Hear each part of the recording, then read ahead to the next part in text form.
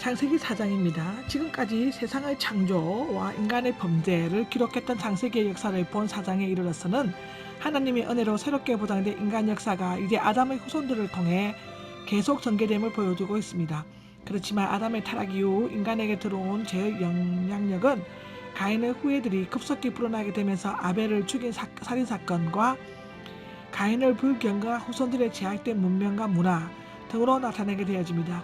그러나 하나님께서는 피조 세계가 제약으로 썩어가는 것을 원치 않으시고 셋 계통을 통해 새로운 구속사를 시작하셨습니다. 아담과 하와가 가인과 아벨을 낳았다. 비록 아담과 하와가 범죄하여 에덴 동산에 쫓겨났지만 하나님께서는 그들에게 자녀를 낳고 번성하여 땅을 가득 채우라고 1장 28절에 나왔던 말씀대로 하였습니다. 여기에 잠자리를 같이 했다는 히브리어 뜻 알다는 보거나 듣는 것과 같은 감각기관이나 생각을 통해 체험적으로 자세히 아는 것을 의미합니다. 때로는 성적인 결합을 포함한 전인격적인 교제를 완곡어법적으로 표현하기도 했습니다. 19절 5장에 나와 있습니다. 따라서 부부 간의 성적 결합은 단순한 육체적인 관계가 아니라 상대방을 철저히 알고 자기 몸의 일부라고 생각하면서 서로 간의 돈독한 교제가 이루어질 때 행해져야 한다는 것을 나타내고 있습니다. 하와는 가인을 낳고는 내가 여호와의 도우심으로 남자아이를 얻었다 해서 얻음은 소유가 나옵니다.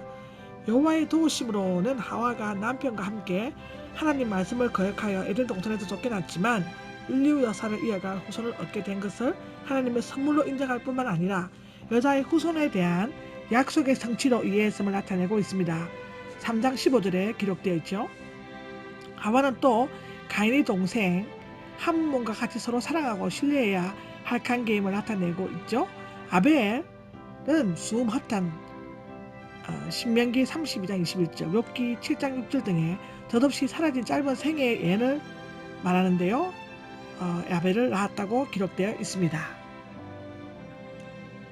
가인과 아벨은 각기 제사를 드렸다. 3, 4절에 나와 있는데요. 제사를 드리게 된 이유에 대해서는 우주 만물이나 양심 등으로 하나님의 존재를 깨닫고 내적 본능의 충동에 의해 자연스럽게 그에게 경배해야 할 필요성을 느끼게 되었다는 기대를 가지고 있습니다. 그러나 자연이나 양심만으로는 하나님을 정확히 알 수도 올바르게 경배할 수도 없습니다. 하나님께서는 분명히 제사의 의미와 방법을 아담에게 가르쳐 주셨고 아담은 그것을 두 아들에게 가르쳐 주었을 것입니다. 케브는 그렇게 기록하고 있습니다. 하나님을 경건하게 예배하는 것은 새로운 발명이 아니라 옛부터 있어온 제도이며 태초부터 있었던 것. 요한 1서 1장 1절 나와 있고요. 애적의 선한 길에도 나와 있습니다. 가인은 저주받은 땅을 일구는 자였고 아벨은 생명을 가진 양떼를 치는 자였습니다. 흔히 인류의 초창기에는 단순히 채집이나 사냥만을 했던 것으로 추측하고 있지만 실제로는 처음부터 농업과 목축업이 있었음을 알 수 있습니다. 가인과 아벨은 각기 다른 제물을 여호와께 드렸다. 세월이 흘러간 뒤에를 직역하면 세월이 흘러간 어느 시점을 말하는 것이 아니라 하나님께서 가인과 아벨은 그 수고한 것에 따라 얻는 것들을 통해 검증을 받아야 할 때를 의미하고 있습니다. 따라서 이 날은 감사제나 속죄제와는 다른 일종의 결산하는 의미의 제사였다고 볼 수 있습니다. 어쩌면 농사를 짓는 가인이 땅에서 난 열매를, 양떼를 지키는 아벨이 양떼도 첫 새끼들과 그 기름 부분들을 여호와께 제물로 드렸다는 것은 매우 자연스러운 일이었을 수 있습니다.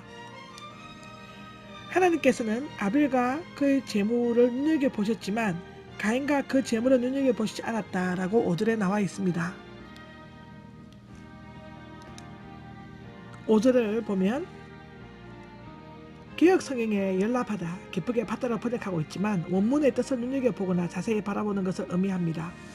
하나님께서 눈여겨보신 것은 제물뿐만 아니라 아벨 그 자신이었음을 나타내고 있습니다. 특히 아벨이 먼저 나온 것은 하나님께서는 아벨의 마음의 제물을 보다 더 중요시했음을 나타내고 있습니다. 어떻게 눈여겨보신 것을 알 수 있을까요? 대부분 하늘에서 불이 내려와서 제물을 태웠을 것으로 추측하고 있는데 레위기 9장 24절, 열왕기상 18장 38절에 나와 있습니다. 그러면 왜 하나님께서는 아벨의 제물을 눈여겨보시고 가인의 제물을 눈여겨보시지 않았을까요? 저도 처음에 이 부분을 이해를 못했습니다. 읽고 또 읽고 또 읽어봤는데도 참 이해가 안 되더라고요. 나중에 시간이 많이 지나고 성경을 많이 읽고 하다 보니까 하나님께서 깨우쳐 주셨습니다. 대개 전통적으로는 아벨은 피가 있는 양을 제물로 드린 반면 가인은 피가 없는 곡식을 드렸기 때문이라고 해석하고 있습니다. 그러나 본문에는 죄를 사하는 속죄물로 드렸다가 암시가 없으며 또 속죄 제물로 드렸다가 할지라도 곡식 가루로도 제물로 드릴 수는 있었습니다. 그것은 출애굽기 30장 9절, 레위기 2장 1절에서 15절에 신명기 26장 2절에도 기록되어 있습니다. 또 아벨이 드린 제물은 순양이 아니라 암양이었으며 제물은 피 없는 제물을 의미하고 있습니다. 때로 이스라엘 백성들이 드린 희생 제물들은 여호와를 기쁘시게 하지 못했을 뿐만 아니라 가증히 여기시는 것이 되었습니다. 그것은 이사야 1장 11절 12절에 기록되어 있습니다. 예루살렘 성전에서는 1년에 18만 5천 마리의 동물을 희생 제물로 드렸지만 돌 하나도 돌 위에 더 놓이지 않고 다 무너지고 말았습니다. 아벨과 가인의 제사의 차이는 믿음의 여부에 있습니다. 그것은 히브리어 11장 4절에 기록되어 있습니다. 하나님께서는 먼저 아벨의 믿음과 그 마음을 눈여겨보셨고 그 다음에 그의 제물을 받으신 것이었습니다. 만일 아람에게서 제사법을 전해 들었다면 그는 합당하게 그 법을 따라 양떼 중 첫 새끼들, 가장 좋은 것과 그 기름 부분들, 가장 중요한 것들을 드렸어야 했을 것이며 후에 모세의 율법의 기초가 되는 것입니다. 출애굽기 13장 2절에 나와 있습니다. 그것은 속죄 제물이신 그리스도의 그림자이기도 했기 때문입니다. 그것은 요한복음 1장 29절, 골로새서 1장 20절에 나와 있습니다. 하나님께서는 무엇을 바쳤느냐가 아니라 누가 어떤 마음으로 바쳤느냐는 것을 눈여겨보신 것입니다. 다시 한번 읽겠습니다. 이것은 너무나 중요합니다. 그리고 우리가 하나님을 믿으면서 이 중요한 것을 잃어버릴 때가 너무 많아요. 누가 무엇을 바치느냐가 중요한 게 아니고 어떤 마음으로 바치느냐를 하나님이 보신다는 겁니다. 중요한 것은 재물이나 외모가 아니라 통회하는 마음과 중심이며 이런 마음이 없이는 드리는 제사와 제물은 위선이며 가증이다 라고 기록되어 있습니다.